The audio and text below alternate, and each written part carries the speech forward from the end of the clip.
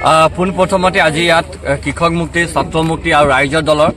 আমি আৰু লগতে আমাৰ বিভিন্ন যিসকলে আমাৰ সাংগঠনিক জীৱনৰ সহায় সহযোগিতা দিয়া পৰামৰ্শ দিয়া আহিছে, আমি সকলো একলগ হৈছোঁ আৰু আজি ইয়াৰ পৰা আমি সকলোকে নৱবৰ্ষৰ শুভেচ্ছা জ্ঞাপন কৰিছোঁ। প্ৰতিগৰাকী অসমীয়া স্বাভিমানী মানুহবোৰৰ ভাল হওক আহি থকা দিনবোৰ, উঠি অহা যুৱক যুৱতী ছাত্ৰ ছাত্ৰীসকলৰ শৈক্ষিক সামাজিক অৰ্থনৈতিক সকলো দিশত যাতে সকলো পৰ্যায়ৰ মানুহবোৰ আগবাঢ়ি যাওক।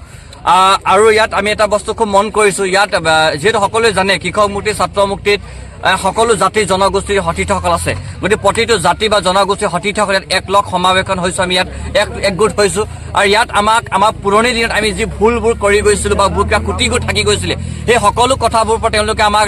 আঙুলিয়াই দিছে আৰু আহি থকা দিনবোৰত যাতে আমি এক সবল ভাৰত বা অসমীয়া নাগৰিক হিচাপে যাতে আমি কাম কাজবোৰ কৰি যাব পাৰোঁ, আমি সমাজ জীৱনৰ কাৰণে যাতে এক শক্তিশালী কণ্ঠৰে মাত মাতি যাব পাৰোঁ, সমাজ জীৱনত উঠি অহা প্ৰতিটো প্ৰশ্ন যাতে আমি ৰজাঘৰলৈ দেখাই দিব পাৰোঁ, সমাজ জীৱনত যাতে আমি ছাত্ৰ ছাত্ৰীসকলে যুৱক যুৱতীসকলক শুদ্ধ বাটেৰে লৈ গৈ মেলি নতুন এখন অসম যাতে অংকন কৰিবৰ কাৰণে আমি যাতে দীৰ্ঘ পৰিকল্পনা কৰি মেলি আজি আগুৱাই গৈছোঁ। আৰু এটা কথা, আমি খুব সুন্দৰ এটা বাতাবৰণ পৰিৱেশ ইয়াত পাইছোঁ, একেবাৰে দিহিং কাষত আমি থিয় এটাই কথা কৈছোঁ যে অনাগত দিনত আমি এক শক্তিশালীভাৱে আপোচবিহীনতাৰে এই জাতীয় জীৱনৰ কাৰণে আমি